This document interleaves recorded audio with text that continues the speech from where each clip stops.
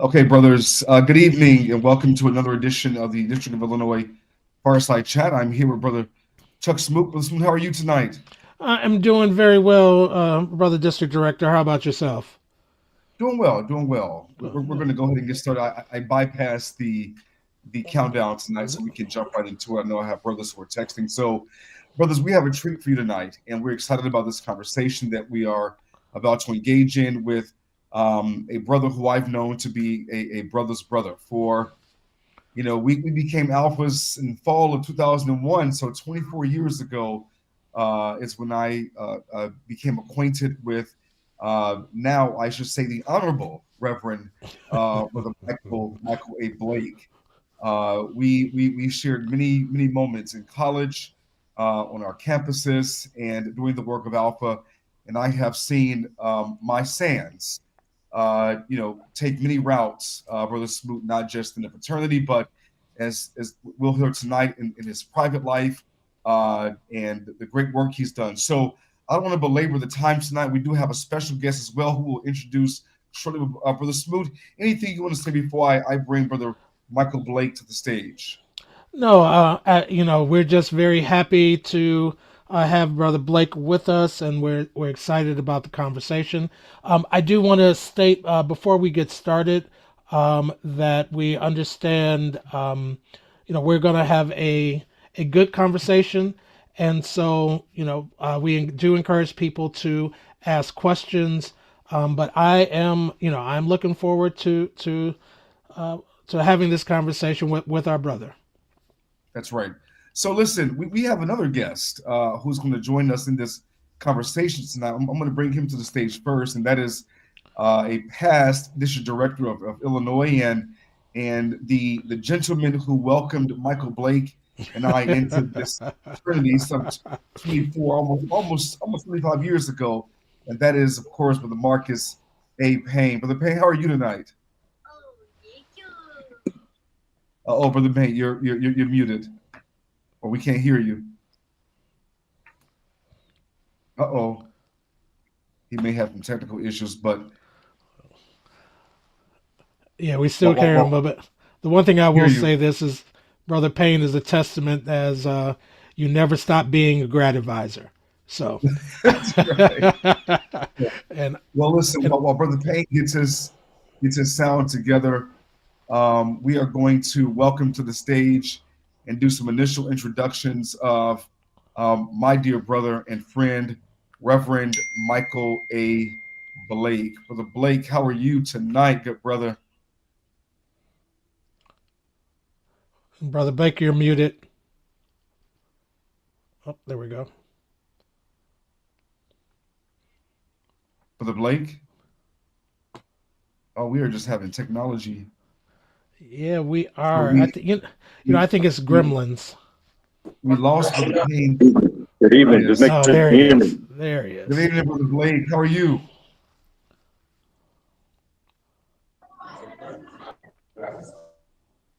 Uh-oh.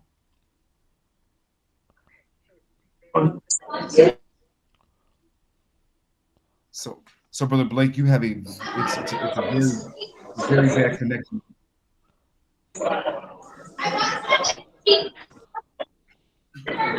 Hold on. We do know. Hey, We should say brothers. that. We sh- Brothers, can you hear me yeah, now? we can hear you now, Brother Payne. Okay. All right, very good, Hey, very good. Good brother evening, brothers. Smoot, while Brother Blank gets his technology situated, why don't we go ahead and just do his bio introduction, Yeah, and then we can. absolutely. Absolutely. And just so everyone know, Brother Blake did just finish a fundraiser.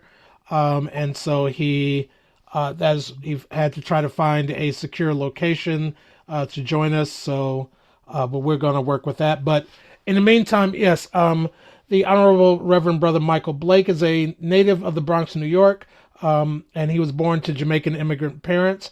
He attended New York City Public School before entering Northwestern University and Evanston, Illinois, and he started as a journalism major. As Brother McKinnis just referenced, he is a fall 2001 initiate of the Alpha Mu chapter seated at Northwestern University, where he pledged with Brother Jason Wright, who holds the distinction of being the first black NFL president with the Washington Commanders.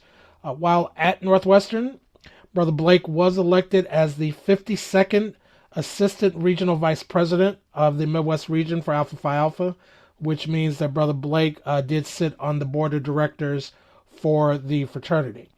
Brother Blake began his career working in the Michigan House of Representatives and for Illinois State Senator Jeffrey Schoenberg. He also served as the Iowa Deputy Political Director for Barack Obama in the 2008 United States presidential election. And following President Obama's election to the presidency, Brother Blake became Associate Director of Public Engagement and a Deputy Associate Director of the Office of Intergovernmental Affairs. He served as the National Deputy Director of Operation Vote for President, Obama's 2012 election. He was named in Jet Magazine as one of 9 politicos behind President Obama's re-election. He was sworn in for his first term as New York Assemblyman in 2014, and he is in that election he easily won, winning about 92% of the vote. He is currently the founder and CEO of the Kairos Democracy Project, a nonpartisan 501c4 social welfare organization committed to mobilizing communities of color and young Americans on the practical daily benefits of a strong democracy. He has been a candidate for the U.S. House of Representatives, but in 2024, he announced his candidacy for the office of mayor for New York City, New York. Brother Blake is a life member of Alpha Phi Alpha and is currently affiliated with the Rho Psi Lambda chapter, seated in the Bronx, New York. He is also a member of 100 Black Men and is a Prince Hall Mason, and he is a licensed minister in the United Methodist and AME Church. So we are happy to have him, Brother Blake, with us, and we are very looking forward to this conversation. Brother Blake, are we good? Are we getting good? Oh, we're good. We're good. And, Okay. I think, Okay. I think my opponents didn't like my momentum, so they were messing with my Wi-Fi. That's what's going on right there. That must have been it. Well, thankfully you have a long bio, so it took me a couple of minutes to read your bio while we got you started. Brother Blake, let me start with just the basic. Can you tell us a little bit? I understand you're from Bronx, New York, but can you tell us a little bit about where you grew up, your early education, and kind of what led you to apply to go to Northwestern for college? Well, first, it's just, Brother Historian, thank you. Appreciate the question there. And I see all the alpha swag behind you, so I'm appreciating that as well. Well, let's be. It's been a while since we met, but I don't think you remember the last time we saw each other. Man. And I think Brother Payne remembers, but anyway. Lord. Okay. Well, we on a public call out here right yes, now. we are. Lord Jesus. Good to see you again. And of course to our district director, Sands, great to see you. Thank you for your consistency, for your friendship, and it just makes my heart full to see how you continue to rise and grow and make moves happen here. And of course, to G-Dad, every time we see Brother Payne, we know we in the right place right now. So exactly, consistently, someone is in your favor when they read a scripture at your wedding. That's when you know they really understand right there. There you go. Brothers, it's good to be with you in the house. I know it's virtual, but it's still the house nonetheless, right? Absolutely, absolutely. Let's see. I'm a Bronx kid, born and raised. My mom, who I'm sure her heart is full, that I'm on the line with the brothers right now. She's retired to Florida. She raised 4 boys. I'm the youngest of the 4. I'm that child that went to PS 79. So for any educators listening right now, PS 79 is in the book, Children of America's Schools, is what Jonathan Colzer wrote about. So I saw that firsthand. I saw that firsthand of being in that school where you truly didn't have enough resources and you had to find a way to make it. Public school K through 12, junior high, and then Dewitt Clinton High School, and then Northwestern. To your question, Brother Smooth, what led me to Northwestern is I did the high school announcements on Tuesdays, and Fridays at DeWitt Clinton. And my college guidance counselor, that's there. Oh, there you go. I see you out here. There's three. I'm not one of them. I'm not one of them. I don't know Oh, what you you're talking about right now, absolutely right? are. You Oh, know? you absolutely are, Brother Blake. Yes, you are. Yes, you are. I was doing announcements, and my college guidance counselor said, "Have you ever thought about Northwestern? They have the best journalism school in the country." And I said, I hadn't. No one in my family went to college, so I didn't even know what to ask and think about there.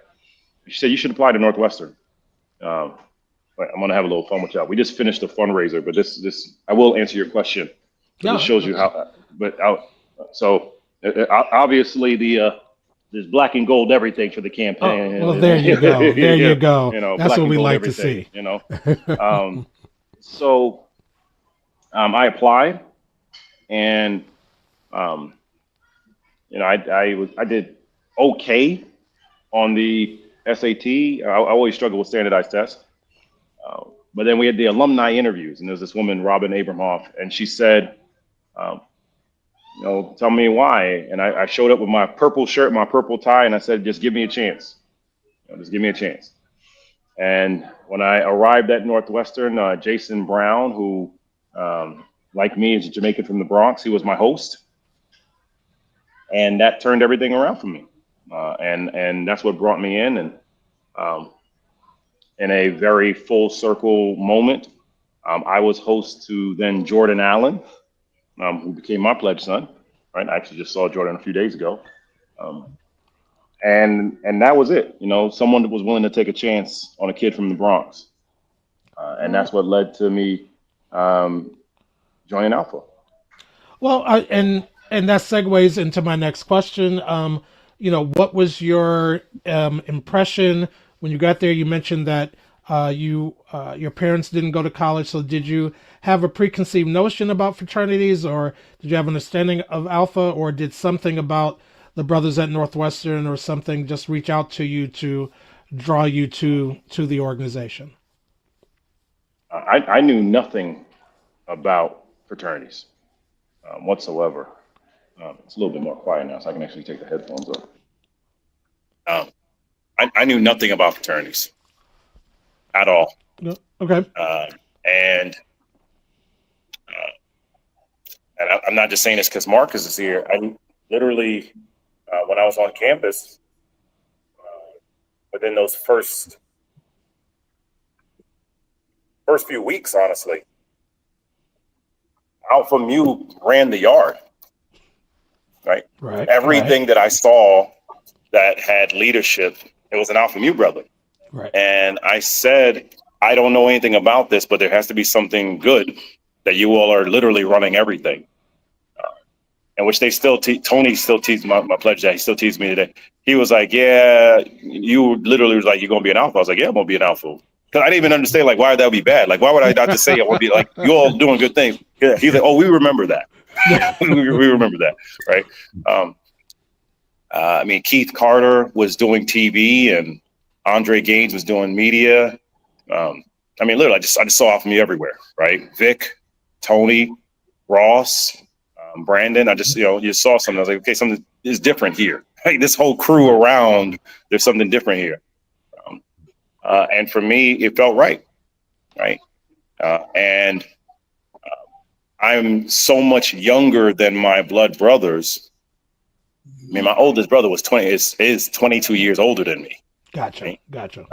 So I had brothers, but I didn't have consistent brotherhood. I don't mean that in a pejorative way. Like it was just a massive age gap, right? Right. And so for me, I was fascinated and intrigued. And then, life, as it always does, as people of faith, you get real very quickly. So end of my freshman year, before I even started the process of anything, coming back from Evanston to go back home, I fell asleep at the wheel. And only because of God did I make it. The amount of luggage I had in the car weighed the car down when I hit the dirt. Oh, wow. Right. That was before I became an Alpha. And I wrote out something to myself that still hangs on my mama's fridge. It says, "Dear God, may today be my greatest day, greater than the great day I had a day before, but my goal has not been met unless tomorrow is the greatest of them all." And so to your question,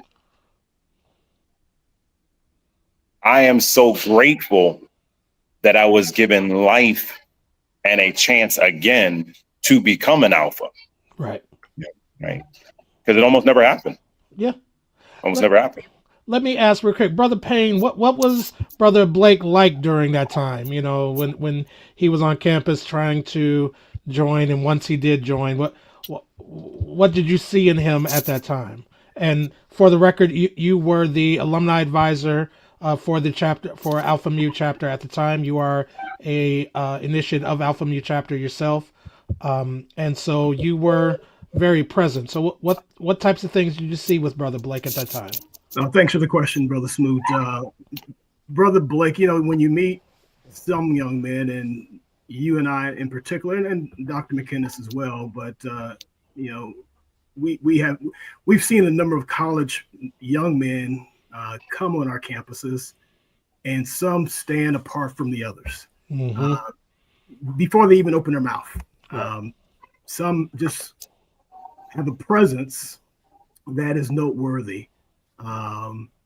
Some are more engaging than others, and without a doubt, the good brother Reverend Blake, I love it, was one of those brothers. You know, he was one that we knew from the beginning should be an alpha man, and it was good that he already recognized that himself. So there was no convincing or compelling. It was just an affirmation of the call that was on his life.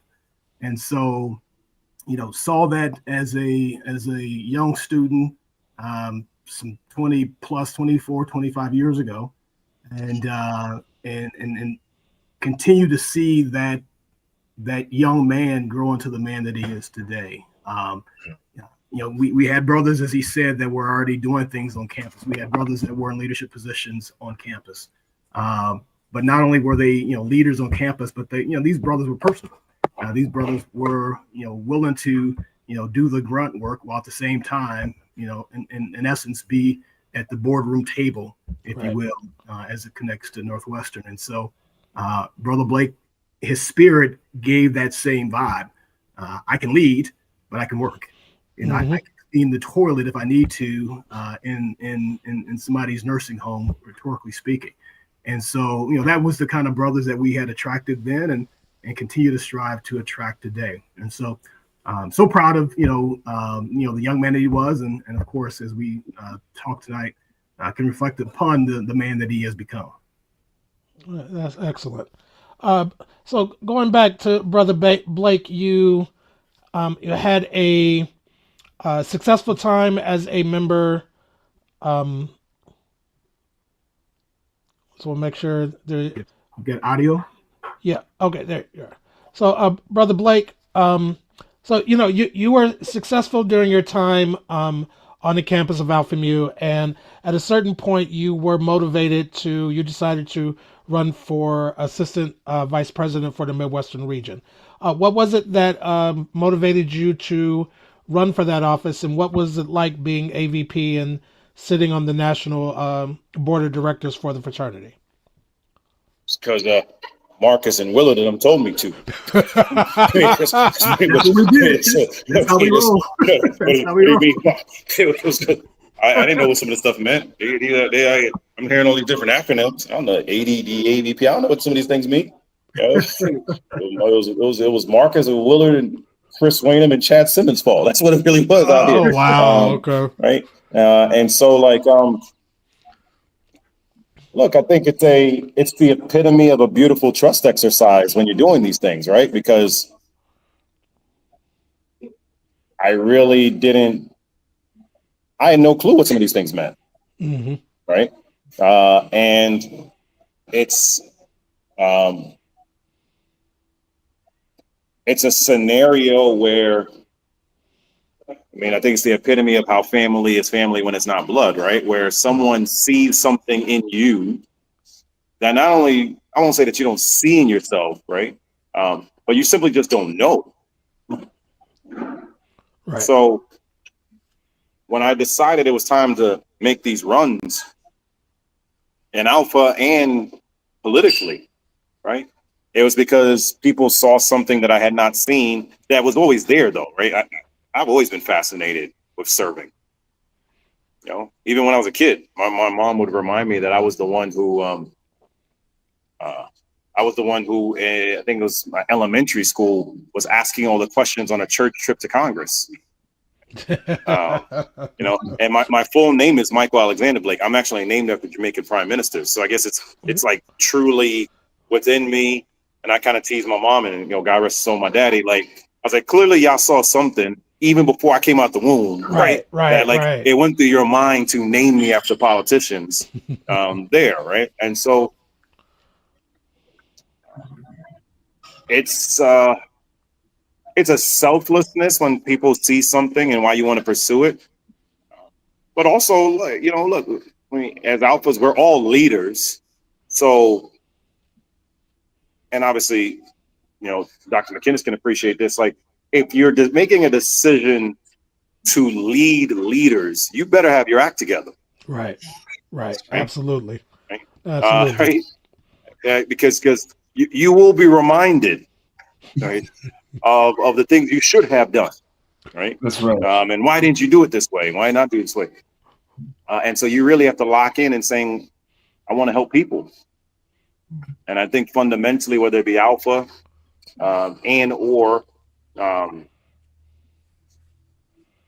government and local government, you know, my heart is that of the people. And I would say spiritually, I'm going to answer this question. I'm going to hop on, hop back off so I can hear you clearly because we got a little bit louder in here so that I can get my audio better here.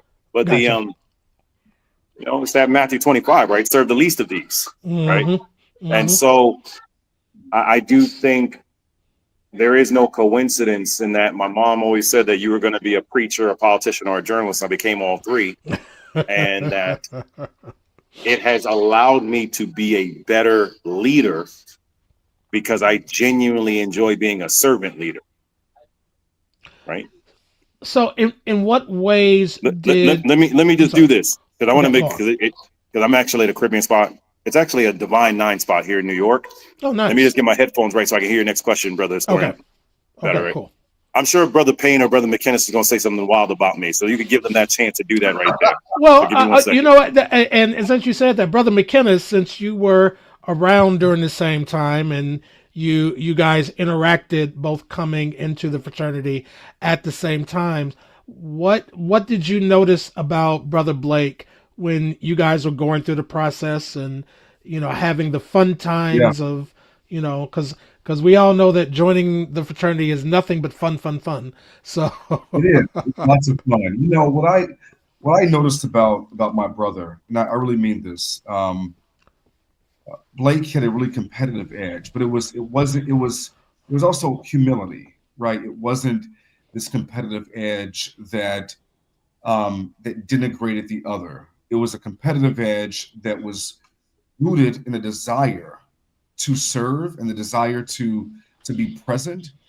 But Blake was raised in a fraternity around, you know, men in Alpha Mu, who we all saw from afar, who were in fact very engaged in their campus, right? And so it was no shock to me when Blake told our college crew that he was going to run for AVP. You know, Blake and I'm going to say this, Blake. I don't know if Blake remembers this. We almost competed against each other for the oratorical contest. And here we go. See, I told you. I already knew someone was going to say something. Here we go. Go ahead. We were talking so much trash across campus. Mute commentary right now. Lord, go ahead.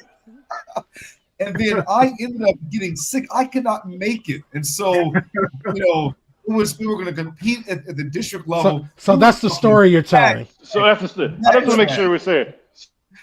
So the story you're telling is because you got sick is why I won? Oh, okay. That's what I hear. That's what I hear. It was a gift.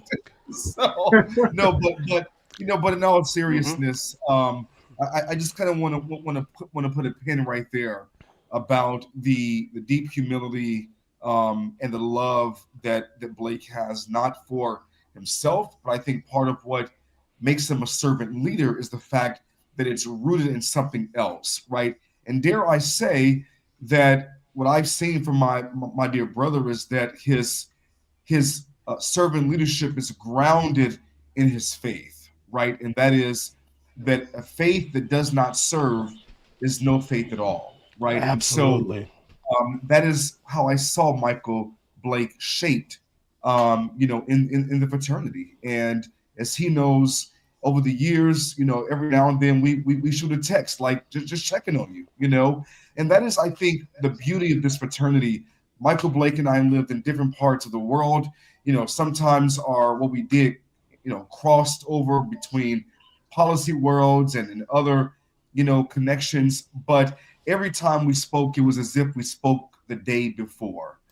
And that is what I think is so phenomenal about this brother. And one last thing, I was working for a think tank after my PhD in Chicago. And at the time, our CEO of our company said to me, it would be great if we could get on the Hill and testify about the work that we're doing and, meet the right people. I made one call to Michael Blake. Mike said, have your team in DC next week. We're going to make it happen. And he made it happen because he believed in the vision of what we were trying to do. There was no red tape. Blake said, we're going to get you in front of the White House Policy Council, and then we're going to get you in front of folks on Capitol Hill. And step by step, he kept his word, and we were able to do some great stuff in Chicago because of this brother and his love of the fraternity and the connections that we shared. So, Brother Smoot, I will yield, but I want to make that very known about who this man is. Okay, I'm glad he cleaned it up after this. Getting sick being the reason he didn't win the competition. Now he want to be nice to me now, but okay.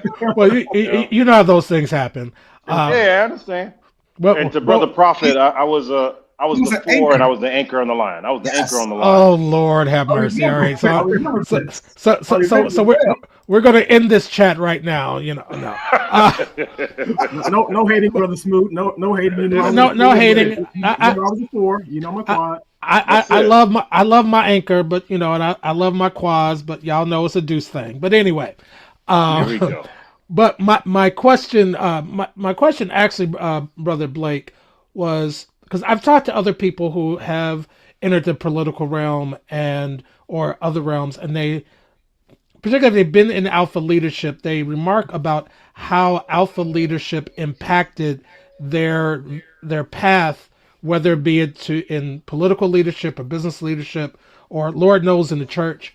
In what ways would you say that being involved in alpha leadership maybe prepared you for the types of leaderships and type of experiences that you would have later on? Oh, immensely. I mean, look, I think that we had a chapter that was chapter of the year consistently, and between us and DU and Miami of Ohio, pretty much for a 4-year span, we went back and forth on everything, right? I do think, and I'm not just saying this because Silk is on the line. I mean, we were in the middle of a surgence of Illinois, right? That, again, I talk about Kairos a lot because that means, opportunities create moments. I do think there was a Kairos moment that we were in. Like, we were literally in a zone where brothers around the world were asking about what was happening in Illinois, right? Absolutely, yes. Right? So that we can't ignore that. And then I'm grateful to God. To your question, I'm doing it in stages, right? Like Northwestern, because I was a journalist major, we have a program, it's called Teaching Media. So it's actually mandatory that for a quarter of my, in junior year, you have to go away. So I was at News 8 Austin. But in the midst of that, I was an ADD who was preparing to run for AVP, right? Mm-hmm. And Mm-hmm. fortunately we won. And then I was college brother of the year. So like there was a lot Right. that happened in my life before graduating that was totally different than most people would have experienced even in an alpha. And I'm not saying that to be braggadocious. It was just like No, not at all. Not at all. I had a 2.5 year run that was surreal, quite frankly, right? I was also national runner-up for oratorical competition, Leonard. But nonetheless, I'm gonna let him, just know. But like, how has it prepared me now? Like I became ordained last year. One of the people that guided me was Brother Reverend Dr. Darren Morin, right? Right. Who was an Eastern VP when I was an AVP. Okay. Okay. Right. I ran for office, and I had Marcus and so many others who were ride or die. And I'll tell you one person who I want to give him his flowers. It doesn't matter where he is in the world, but Lucas Klein, let me tell you, man, that brother, he'll be in London. Doesn't matter. It'll be say, yo, what are we doing? What are we doing? How are we keeping this moving, right? Or to our DD, right? My fans, right? We could go months, and then he'll text like, checking in. And so I would say that the structure of what we had has prepared me to be a better politician because I quickly had to understand how to organize in spaces, right? And every race that I was a part of, I was the quote unquote underdog, right? When I ran for the assembly, they literally were suing to try to kick me off the ballot because of the residency challenge that they were trying to do. Even the day of the election, they were telling people they were going to win, and I won by 9 points, right? When I ran for vice chair of the Democratic National Committee, people thought that was ridiculous. They're like, what is this guy from the Bronx thinking he could run for the DNC? And we won, right? And I've lost races. I've lost public advocate in a special election. I lost the congressional race. I think if COVID doesn't happen, we probably win that race because I made an active decision that I was more focused on helping people than winning an election for myself, right? Mm-hmm. But to the question, Alpha prepared me because I was, let's see, that's 2003. I'm doing fast math. So I was a 20-year-old kid, 21-year-old kid who was on the board of directors of an organization. Right. Right. Like it forces you to move fast. And even in the midst of everything of my life, right, I have been an elected official for 6 years. I worked for a president in the White House and both campaigns. I've been a vice chair of the DNC, and I'm 42. Right. like Alpha allowed me to be ready faster. Well, and so that leads into what was the so the assemblyman was your first elected position, is that correct? Yes. Okay. So what was it that led you to decide to run for that position? Well, it's a pretty wild story. So I came back to New York 2013. I was taking care of my dad who was sick. I was managing a citywide election. Thank you, by the way. Always thank the people that are serving you. Always. Absolutely. And then whenever you're all back in New York, quick commercial. I'm at a place called BK9. They're being very gracious. It's all black art. The ownership is all Divine Nine. It's actually 9 co-owners. And, nice. It's incredible. So support folks that support us. But yeah, I was recruited to run because my predecessor was going to jail for corruption. Okay. Right. And I told the team that recruited me, hey, just letting you know, I worked in DC, obviously, which everyone knew because I just worked for Obama. And there may be someone that will try to challenge my residency, but we'll be fine. The same people who recruited me to run then turned their back on me and sued me to try to kick me off the ballot. drop stories on me, all this other stuff. And we had a court case, and I'm actually thinking this out loud. The event I was at before I came here, the lawyer who tried to kick me off the case was at the event earlier, and I saw him, and I kind of smiled and just kind of kept walking, just Right. Right. And during the final day of the trial, which there was literally a case of them trying to kick me off the ballot, just as absurd as that sounds. I was taking out like utility bills and phone bills, things like that. And the court referee says, we're going to take lessons. Thank you. The court referee says, like, let's bring out information.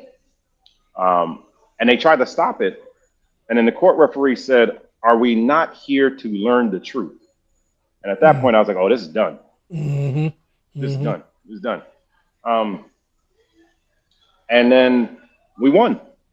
We won. I made the decision because I always wanted to run for office. My original plan was I was going to be a TV anchor and be on TV for years and then run. But I was like, it's time to run.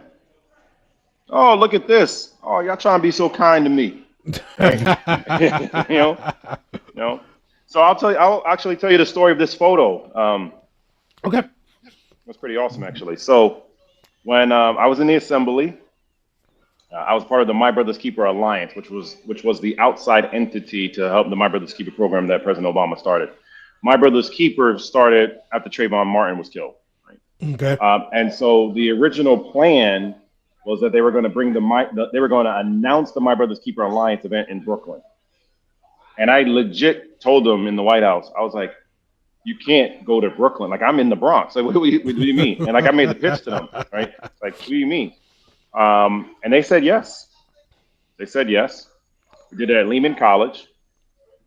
I will never forget Marine One landing in the Bronx, right? On essentially the baseball field at Lehman College. Lehman College is like 10 minutes from my high school. So like this, just the visual of that, like all these black and brown folk looking at the president landing, right?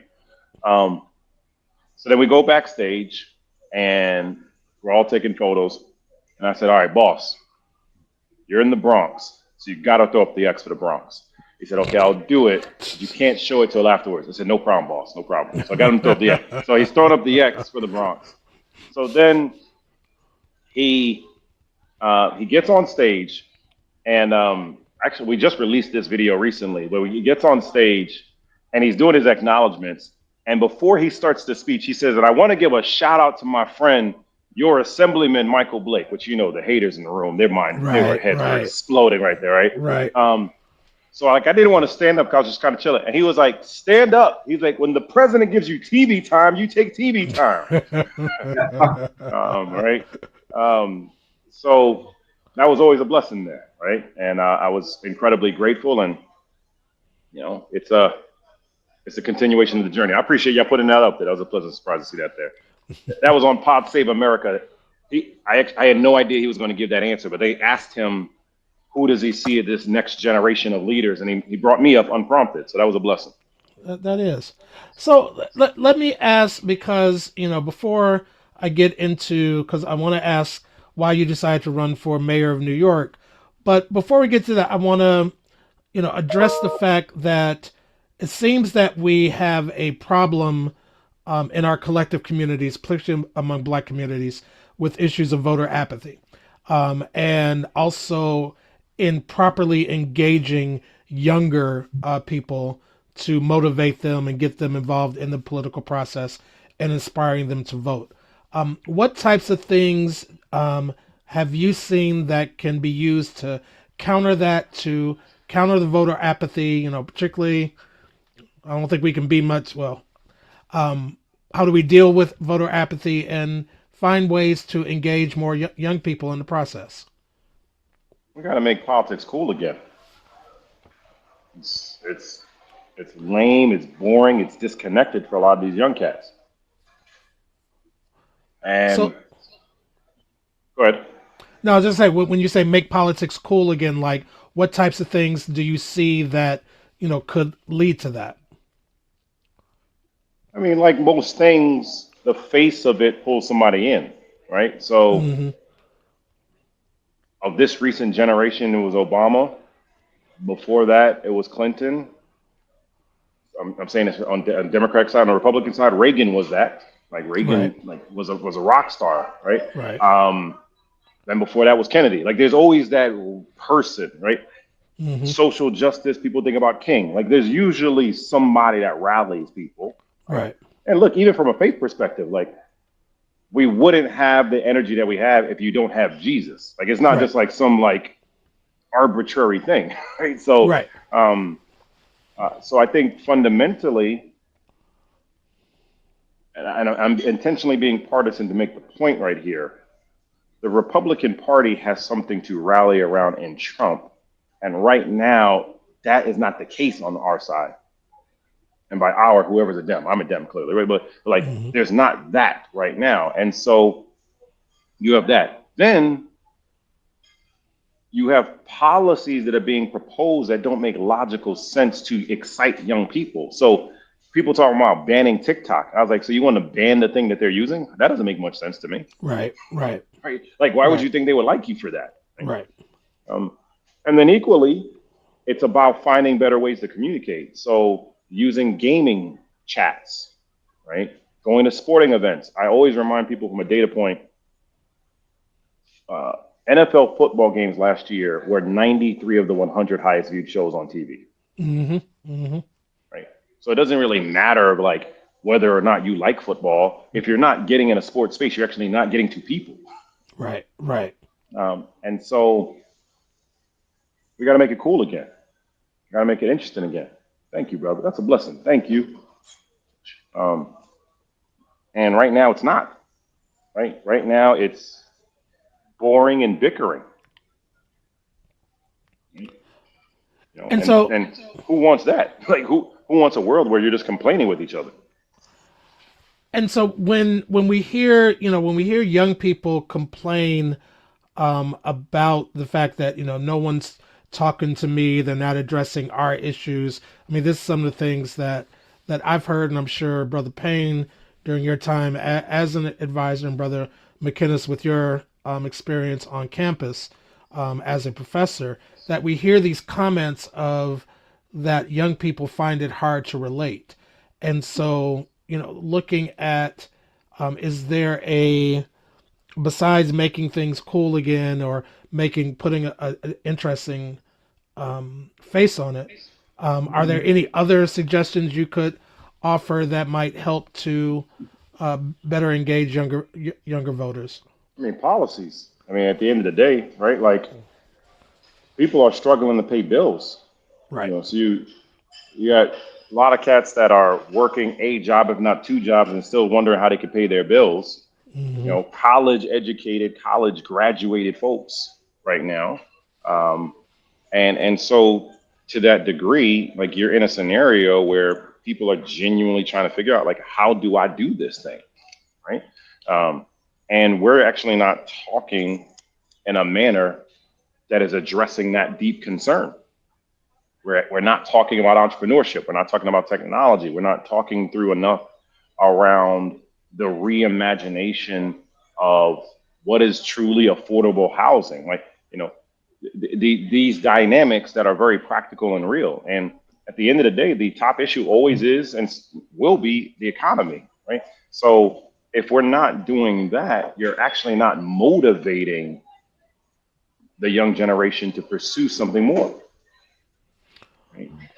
And so, but before I go to my next question, I do want to remind our audience and former audience that the views expressed on this program are not representative of Alpha Phi Fraternity Incorporated, the regional, the Midwestern region, or the District of Illinois, nor does this appearance constitute an endorsement. But Brother Blake, what I do want to ask is... That was an impressive legal commercial right there. I mean, that was like 501c3. Well, okay. Guidance 101 right there. I mean, well, let's understand. Remember, I'm from Theta, so they taught us well. I understand. Y'all single little chapters. I mean, man, that was good. You know how we are. So with that in mind, because I honestly had said to someone, honestly, okay, so true story. About last summer, when we were starting to get ready for, I also serve as one of the co-historians for the Midwestern region. And we were getting ready, starting to make plans for the next regional convention in Detroit. We started talking about past AVPs and, things. And your name came up. And I said in July, I was like, I said, I'm willing to bet Brother Blake is going to run for mayor at some point.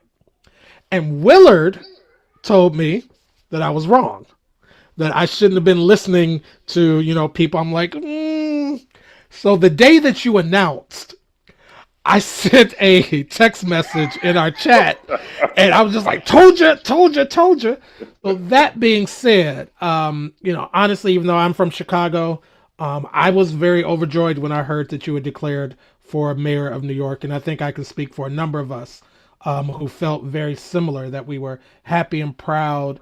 Even though you are from New York, you are still one of Illinois' own. Why run for mayor, and what is it that you think can distinguish you from the current mayor, or what makes you think you can be an effective mayor?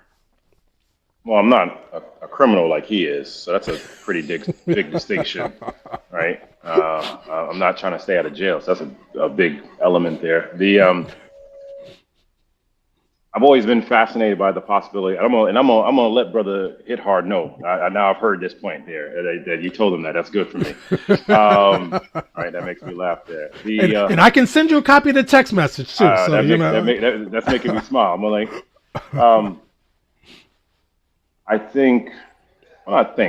executives matter.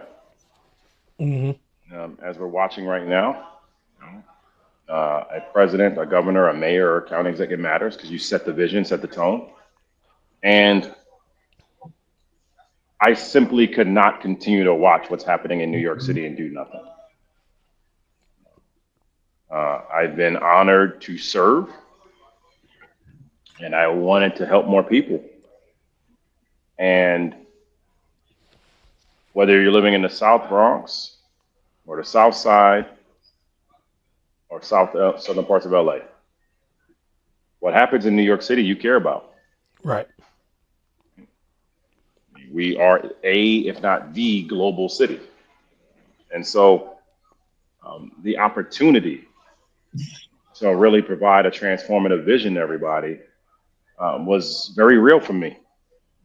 And I wanted to find more ways to help more people. And we have a very big, our framing is tomorrow begins today.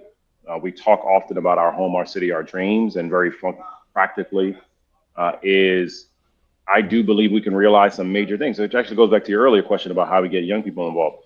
I do think we should have a guaranteed income, which would create a scenario that would raise wages for our communities. And we've seen other places around the country do this. Mm-hmm. Stockton has done it, for example. Then you can have a universal child care. Then you can have more affordable health care. I do believe we can have civics, financial literacy, and mental health before any student graduates. I think it could be expansion of My Brother's Keeper. I think we should eliminate using credit scores for rental and home ownership applications. There are things that we can do that set the tone. And to your question,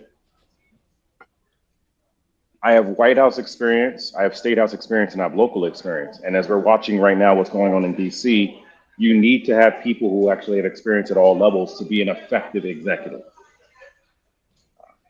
And maybe, and I haven't thought about it this way, the way I'm about to say it until we just thought about this question, the fact that I had chapter, district, regional, and national experience as Alpha, Mm-hmm.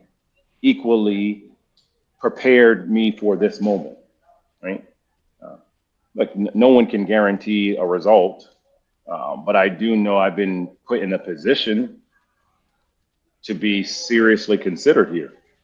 The Democratic municipal officials just endorsed us, which sent quite the message, because the current comptroller is running, the former comptroller is running, a current senator, two current senators, the current mayor, an assembly member are all running right now. Right. And the entity that is determining who is best for the city chose me as the person they endorsed.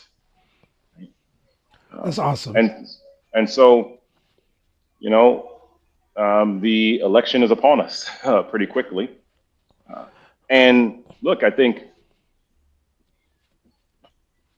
unfortunately, I mean, our mayor's an embarrassment. We just got to call it what it is. Our mayor's an embarrassment. I mean, literally, people are around the world watching what's happening here. Right.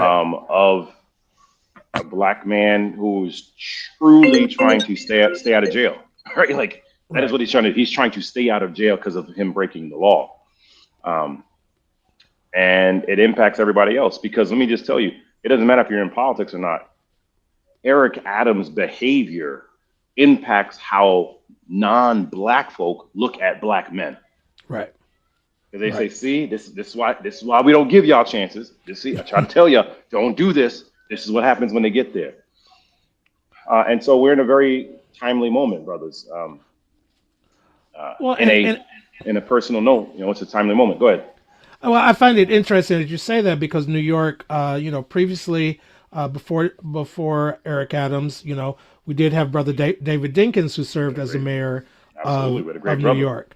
And right, he was someone that we all looked up to, and we were proud of. Those of us who were alphas at the time, and listened to the Tribe Called Quest song when Fife said, "Mr. Dinkins, will you please be my mayor?" Will you be my mayor? Come on now.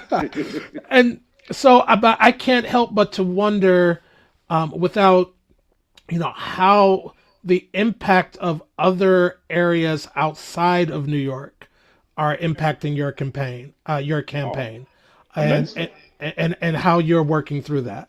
Immensely. Look, I told a story. I'll make sure I'll send it to Brother McKinnis, and I'll send it to Silk so we can share it around. I did a brief video about a week ago of the legacy of alpha mayors that prepared me for this moment. So obviously you have Brother Dinkins, you got Brother Ambassador Andrew Young, you got Brother Justin Bibb in Cleveland, Brother Rex Richardson in Long Beach, California. I mean, you got alphas all over, right? Exactly. And so, and this is really resonating on my spirit. So I'm gonna stay with this for a bit post this call. Me being an ADD and being an AVP and traveling the way I did around the country allowed me to see things and best practices that have made me a better public servant. Because I'm not just talking about it from some theoretical standpoint, I'm seeing it, right? And so, when I talk about baby bonds, right? It's because of the work I've seen this happen in Connecticut and what's going on in St. Louis and what's going on in those places. When I talk about guaranteed income, I look at what's happening in Stockton. I've seen these models. My Brother's Keeper, clearly I brought that from DC. And so it all has helped me. And to the point of bringing it back to Alpha, right? Like, I mean, you all just hosted a Democratic convention there. You're at the epicenter of politics, given Governor Pritzker and his words of late. And the speaker is an alpha. He's a Northwestern man as well, and Chris Welch, right? You got State Senate, you got Brother LG Sims. Like you got a lot of presence there, which it matters, right? Because then I could text someone and say, "Yo, tell me what y'all did on this," right? I heard this, didn't think about that. Give me some guidance on how that works here, which made me a better servant and brings us to this moment that we're in. It has allowed for me to be better. I'll tell you, I'll do very fast anecdotes of how Alpha also prepared me. Brother Lamel McMorris, Chicago man, Brother Isaac Forger. Brother Forger's on the Alpha Pack board. He would always just find me when I was in DC. Doesn't matter what was going on. He was like, I just got to lay eyes on you, make sure that you're good. And would just give me positive encouragement, right? Which you just always got to have that person. But Brother McMorris did this lesson for me that has stayed with me. So he would only invite me out to lunch when I was at the White House when he had a story he needed to drive home, a point he needed to drive home. So we're sitting there, we're talking through lunch. And there's a bottle of water. This will make sense. So he's like, "So what is this?" And I was like, "It's ketchup," because it was a ketchup bottle. I was like, "Oh." He was like, "No." I was like, "Okay, but it's a ketchup bottle." He's like, "No." So now I'm getting frustrated. It's like, "But it's ketchup bottle." He said, "What kind of ketchup is it?" And I was like, it's Heinz. I said, okay. He said, do you presume that it's quality just because you saw Heinz? I said, yeah, I just presume it's good. And he said, you work at the White House. People already know that you're good. You don't have to tell them that anymore.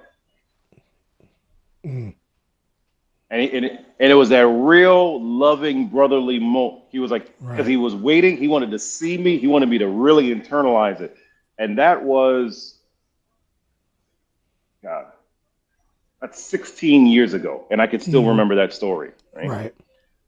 So I'm just saying it to say, Alpha has prepared us, not me, for this moment. Because all that we have gone through, we will get through what is happening in the country, in large part, even from a practical standpoint, right? KT, good to see you recently, my brother. I saw him in Maryland in the recent meeting. You, brother. The attacks, the attacks Oh, of God, DEI. Here we go. You notice I kept moving. Right here, right? As you should, Brother Blake. As you should. Just gotta pivot and move. Yeah, exactly. Like the attacks on DEI, the attacks on blackness, the attacks that are happening here. All of this we're ready for because we were trained for it. For folks to understand, I know I see this link scrolling at the bottom.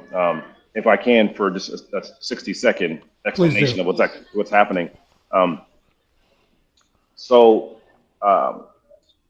election is 4 months from this past Monday. The primary election, to be more specific for us here. So it's June 24th. We have an effort, it's called ranked choice voting, which to your question earlier, Alpha also prepared me because the way we do our elections, I can learn from that. So it's a first through a fifth choice. So we don't do runoff elections anymore here in New York. Okay. So now when we vote in our primary, someone's voting on their first choice through their fifth choice. Okay. I, of course, want to be the first choice, but really someone can be a second and third choice and still win. Okay. We also, though, have public financing here. So the most that anyone can donate from around the world who's a U.S. citizen is $2,100, in which I saw the graphic was up earlier. So please, Lord, donate, because there's a lot that we're trying to do. We're running across the city. So if you're able to donate, I'd be grateful. The next fundraising deadline is 2 weeks from now, but we always live in the moment. The moment is matter now. But specifically and additionally, my ask to everyone that's listening, not just to brothers that you send this to, as I'm about to say, but to anyone that's in your orbit. Here in New York City, the way it works, we also have public financing for matching funds. Okay. So separate and apart from the most that someone can donate, which is $2,100. If we have 1,000 New York City residents donate anywhere between $10 and $250, and we have $250,000 of grassroots donations from New York City, which again is at 10 to 250. Then any New York City donation up to $250, New York City will match 8 to 1. Okay. So my ask is, yes, for everyone to donate and take the link here and send it to your family and your friends and your colleagues, understanding that 2 weeks from tonight is our big next deadline. But even more critically is 917 area code and 718 and 212 and 347.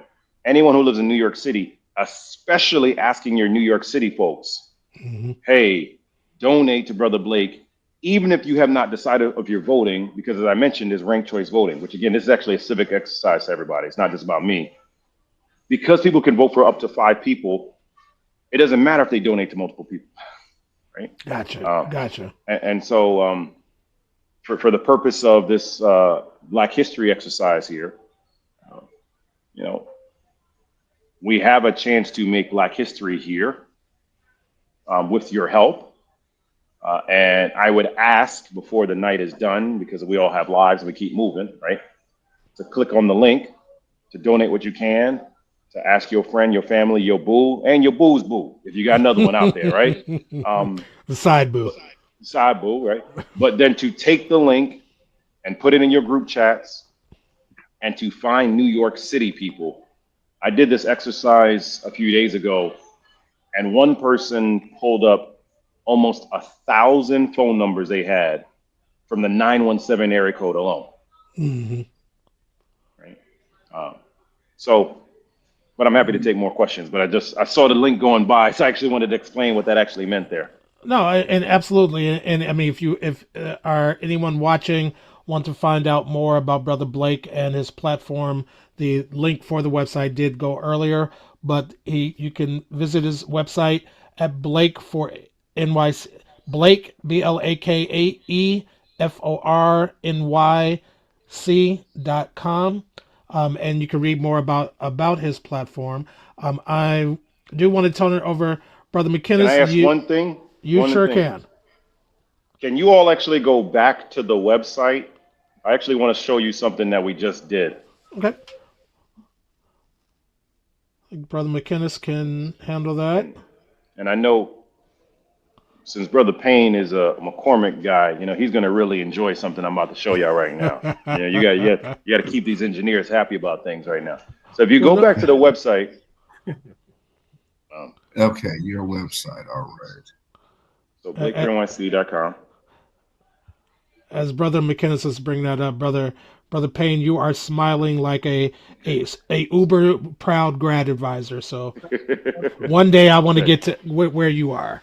But, pass me by. I always say pass me by, brothers. There we go. So all right, there you go. So you're on the main page. So can you go to the about section, Brother DD? At the top there. Okay.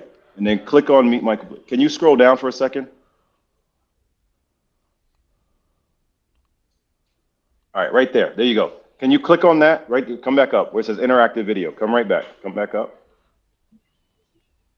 So this is a Black-owned company called Adventure. Now, if you click yes, that's fine.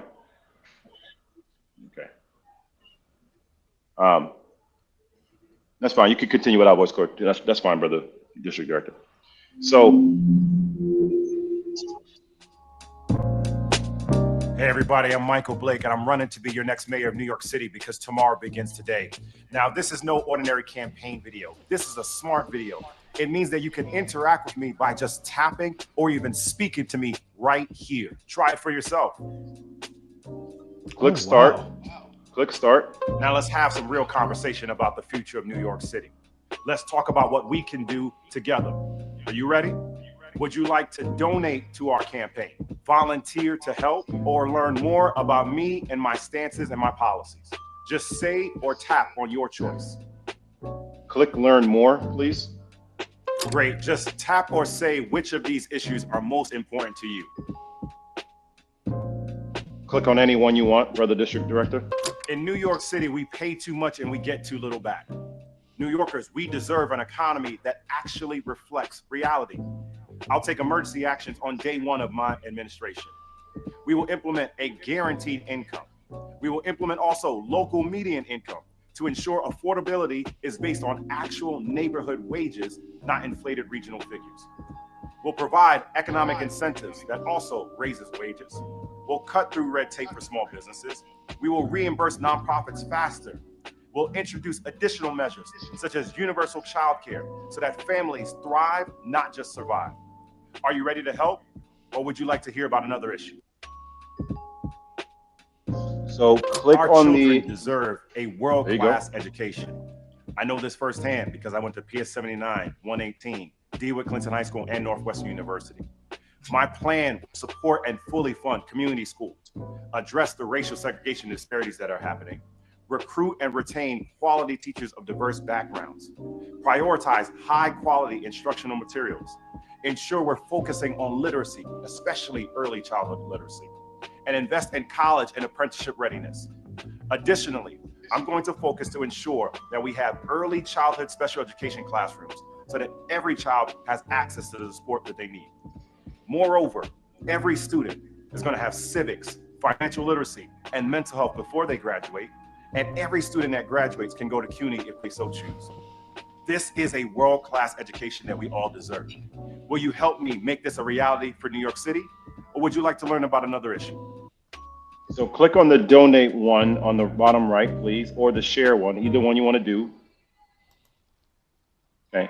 And so it takes you back here, which the video in the middle is our original video here.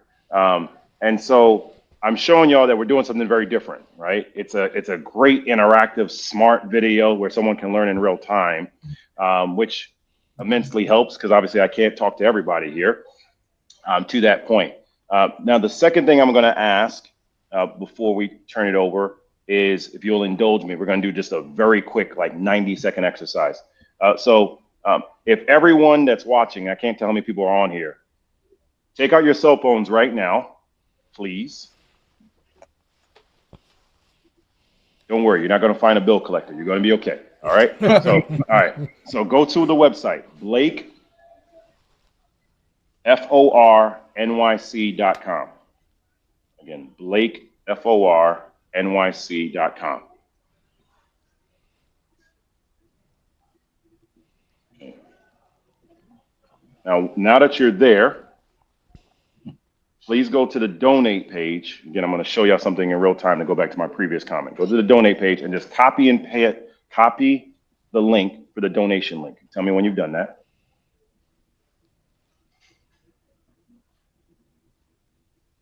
Got it. Okay. I want you now to open up your text messages. And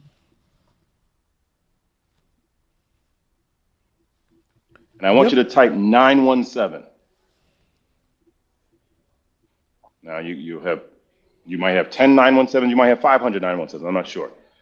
I'm going to ask that right now, find 5 917s and just send them a quick little text right now before we keep going. Hey everybody, this is my guy, Brother Blake. You may not know he's running for mayor in New York City. He has a major deadline before the end of the month. Here's the link. Can you donate up to $250? Because as a reminder to everybody, again, from a civics exercise, $250 is the most for matching funds. The most someone can do is $2,100. So let's do that. If you could just do that with me right now for 30 seconds, just find 5 917 numbers that you may have right there. Would it be cheating if one of my 917 numbers is an out from you, brother? No, it's not. No, not cheating at all. That's single letter energy happening again right now. Okay. You should have a couple, Brother Smoot. You should have I do, but Paul was the first one that came up. That's fine. That's the first one. So yeah, absolutely. Okay. All right. So let's just do that. We do that right now. Yep. Just literally text a few of them for 917. Okay. And then I want you to do one more area code real quick. Do 646. Just open up 646, everybody, please. You're doing the exact same thing. Hey, can you donate anything you can? Now, Brother DD, I can't see the number. How many people are on this call right now? From the Facebook side, 1 second, I'm saying around 24, and YouTube around 15, 11. Beautiful. Okay. So if every person, so let's just say excluding myself, so that's 23, 50, so 38. Okay. So if each person here, if there's anything else you take away of an ask from me,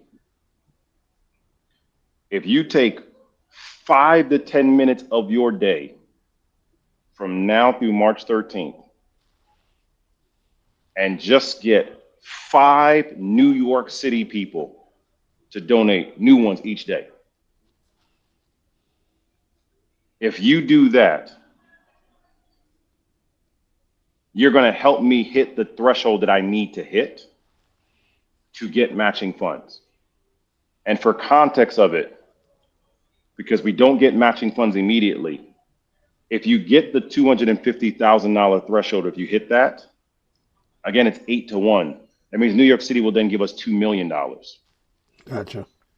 We go beyond that, it goes higher. So if there's anything you take away from what I have just said tonight in terms of how to help me, in addition to you donating tonight up to 2,100, is literally 5 to 10 minutes a day of finding 5 new New York City people. 917-646-718-212-347.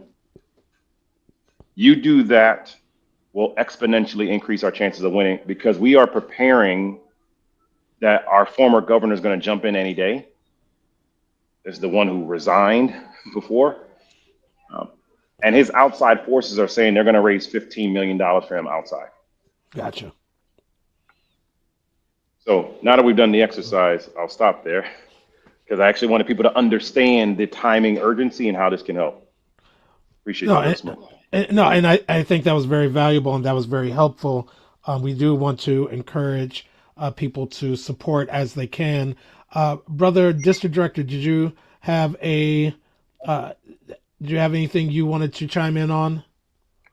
Well, no, I would just say that, this has been so good, smooth as usual, and the conversation, the liveliness of my dear brother is appreciated. And brothers, again, as Smoot mentioned earlier, while Alpha Phi Alpha cannot make a political endorsement, the ball is in your court. All right, we're just presenting the son from Illinois, and you do with this information as you see fit. The website to visit Brother Michael Blake's campaign will be on the screen, as well as in the chat that you'll go back later and see. And so from a personal standpoint, I look forward to getting behind Brother Michael Blake. But of course, I do not speak for the district or the fraternity.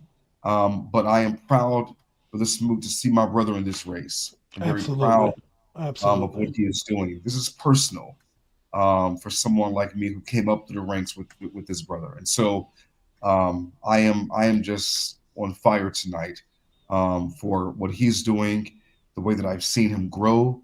And I could not be more honored, Michael, to call you my brother. So, yeah. So as we prepare to wrap up, I know, Brother Blake, that you are a very busy man and your time is very valuable. But I want to ask, as a parting question, during your travels, I know you have met a lot of inspiring and impressive men of Alpha Phi Alpha. Can you name one or two men of Alpha that most inspired you? You cannot mention Brother Payne. But no, in all seriousness, I mean, whoever, but in your travels, one or two brothers that impacted you on their journey, and, briefly how they inspired you. Brother Ambassador Andrew Young. That's a good one. And very rarely can you meet any person who can actually say they have served at every level of their profession. Right. Yes. Right? And very, very rarely could you say you found a Black man who could actually say that. And so we were doing a meeting in the White House. I remember this like yesterday. I went over to him. Every time I see him, I'd have questions, right? Literally, he's like one of the GOATs in politics, obviously, right? So I said, Brother Ambassador, I'm still trying to get my head wrapped around like how Atlanta made it and Detroit didn't, right? Like, because you figured something out there, right? So we had there was table 10 cards that you fold over, and the meeting ends, and he says, Brother Blake, and I go over, and he puts in my hand. He took his table tent card, and he wrote out why Atlanta made it and Detroit didn't, and gave it to me before the meeting ended. Wow.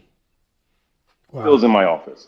Wow. And effectively paraphrasing, he said they were methodical, that anything that had to do with money had to have Black business.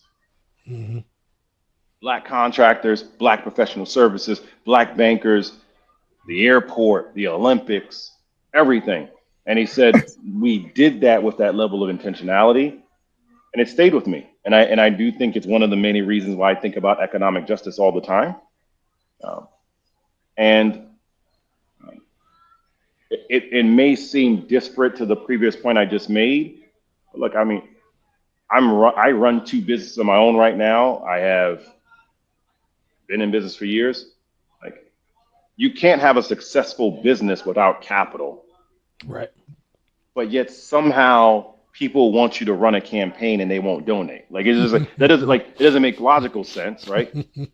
And in the same way, from a policy standpoint, right? He was like, why would we be in these positions of power if we won't change the economic condition of our people? Right. And so to your question, that's who immediately came to mind, because it always sits in my spirit, what he taught me. It forever resonates, right? Like, I mean, the man was an ambassador to the UN. I mean, it's like the levels that he served are just surreal, right? Exactly. So, exactly. It inspires us, and I think, given what's happening in the country, it's a reminder of what this can be when it's done the right way. And so with that, I think we're gonna start wrapping up. Brother Payne, I'm gonna throw it back to you. Do you have any parting words or words of support that you would like to offer at this moment? I appreciate it, Brother Smoot. Again, just overjoyed with how Brother Blake continues to be a servant leader. Mentioned earlier about Dr. McInnes was a point around just Mike's humility, and that absolutely stood out to me then and has since he crossed those sands. And I believe, without a doubt, is very much steeped in his faith. And so when I think about Mike, I think about a man of faith. As you've heard throughout the night, he made mention of it, but he's a man who loves his mama. He loves his mama. Loves his daddy too. Don't get me wrong. And God bless his soul. But I've known from day one that he really loves his mama, and that really just says a lot about his character. No surprise, he's a man of distinction, as we all are on this call. But he has exemplified throughout his 24 years or so in Alpha, his commitment to our principles, his commitment to our mission, and it's more than just words for him. It's steeped in action. You can tell the type of tree in front of you by the fruit that it bears, and so we know the type of tree that Michael Alexander Blake is as a result of the fruit that has been born from the branches therein. He's a man for the people. I saw that at Northwestern as he was, even before he joined Alpha, was serving, was representing. And throughout his stay as a collegian at Northwestern and thereafter, always has had a voice for those who sometimes were voiceless. And, we're thankful for that. He's somebody that has integrity, somebody can be depended upon. And without a doubt, he is a man for any job that God puts in front of him. And today that job is mayor of New York City. And so fully confident in his capability, fully supportive of his the step that he's taken.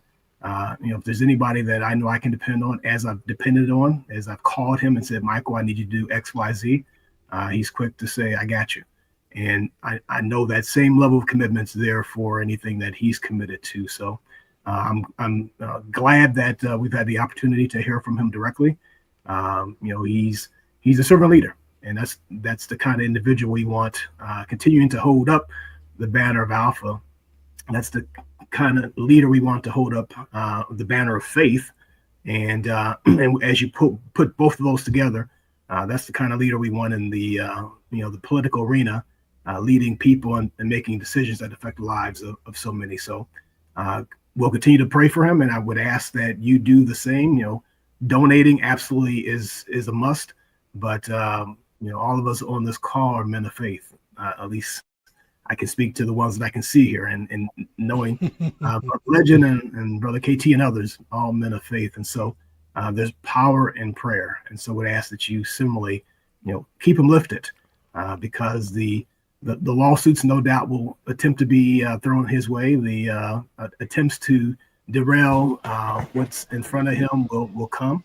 And we know the power that's there when God's people come together and on a common accord. So, always got you, Michael, as you know, and as does the District of Illinois.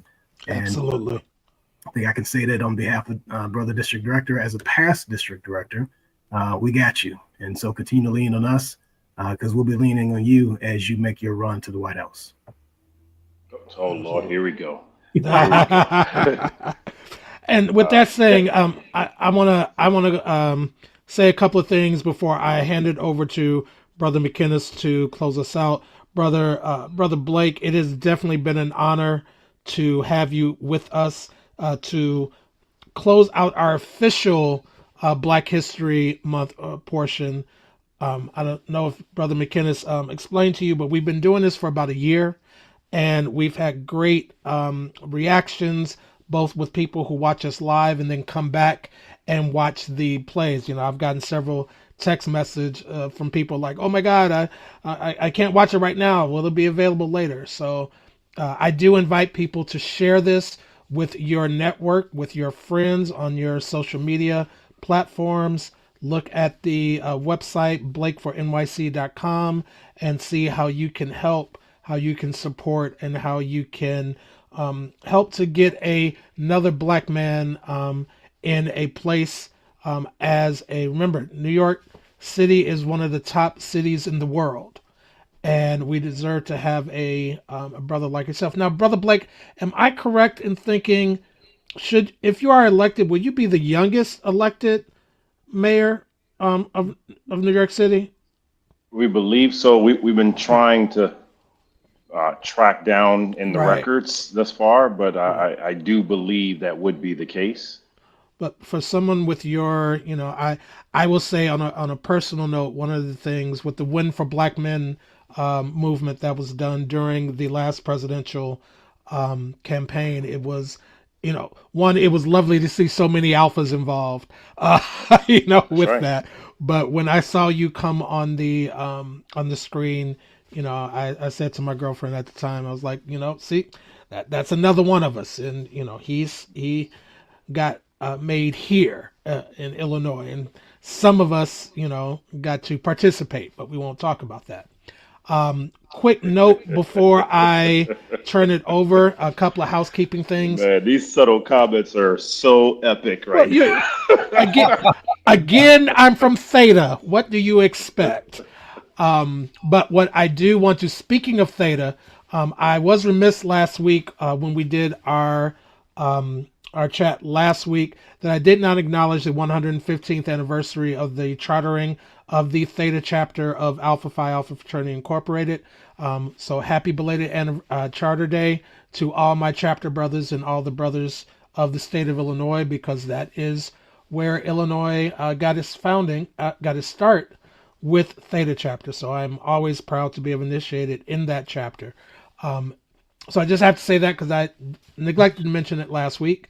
But next week, next Monday, we have our regional vice president, Brother Franklin Stacy, who will be sitting down talking about the journey of a regional vice president and getting ready for the regional convention in Detroit coming at the end of March.